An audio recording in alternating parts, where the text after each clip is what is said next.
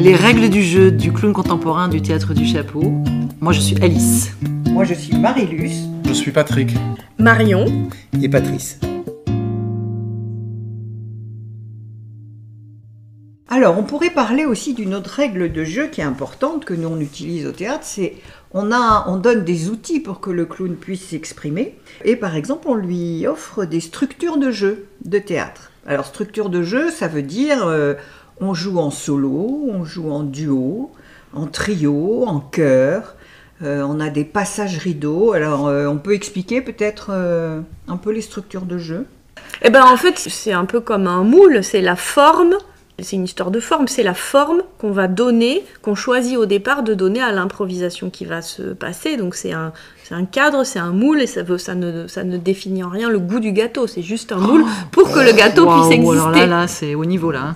C'est beau, là, ça oui, c'est beau. D'accord. En fait, structure de jeu, quand on va appeler ça un solo, on est tout seul. Quand on est en duo, on est à 2. Quand on est en trio, ça veut dire qu'on est à 3. Quand on est à 4, ça veut dire qu'on est à 4. On est un quatuor. Et quand on est... Donc il y a déjà ça. Après, à l'intérieur de ça, par exemple, un trio, on peut le contraindre un peu plus. Donc on peut avoir une structure qui s'appelle les Dalton, avec un premier clown qui va faire quelque chose, qui s'appelait l'aîné. Derrière, on va avoir un cadet qui va reproduire et qui va être en empathie totale et qui va être en instantané total de faire exactement comme son aîné. Puis derrière, on va avoir un Benjamin qui va faire exactement comme son cadet. Donc ça, c'est une structure de jeu qui est assez complexe pour rentrer dedans.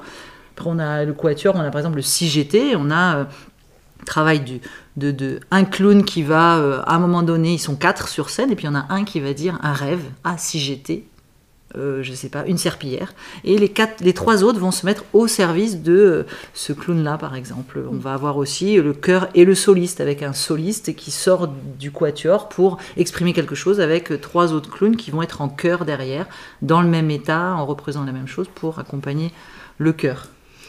Et tout ça, c'est des contraintes qui... Chaque structure de jeu demande de maîtriser des petites techniques propres à la structure qu'on apprend, mais ce qui compte toujours, c'est... ça permet aussi de la diversité dans les passages, dans les formes des improvisations, pour le public comme pour les acteurs. Ça donne différents possibles sur la forme, en tout cas. Mais ce qui compte, malgré tout, c'est à l'intérieur de ce cadre contraint, qu'est-ce qui va se vivre ?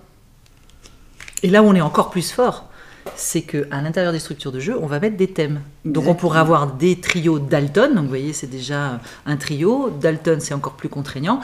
Et on va leur donner en plus un thème particulier de qu'est-ce qu'ils viennent faire sur scène à ce moment-là.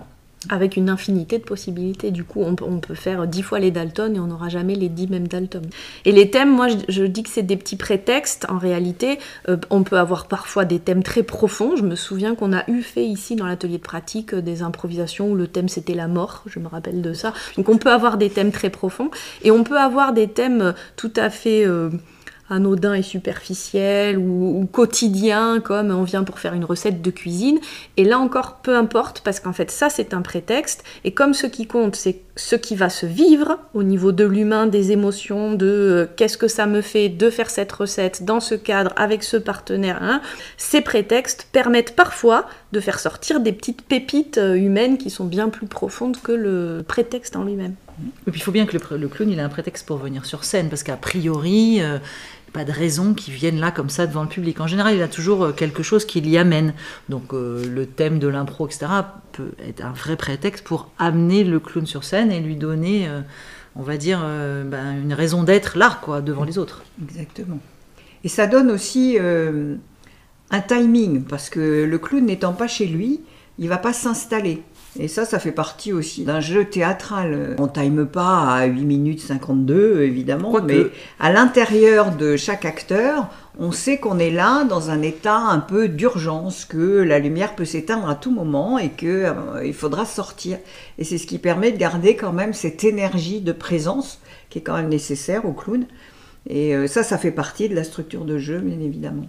Oui, puis après, il y a aussi les thèmes de jeu, là, comme tu disais, Marion. Ça peut être des sujets très profonds, ça peut être des sujets plus anodins. Et puis après aussi, des fois, on peut rentrer vraiment dans je sais pas, des métiers, des personnages, enfin leur dire au clown, bah voilà, vous êtes je sais pas quoi, le ministère de l'économie, et vous venez ramener votre dernier bilan, vous êtes un grand ponte et vous ne parlez pas français, vous parlez en gromelot, puis vous avez un traducteur avec vous qui va traduire en simultané ce que vous dites en gromelot.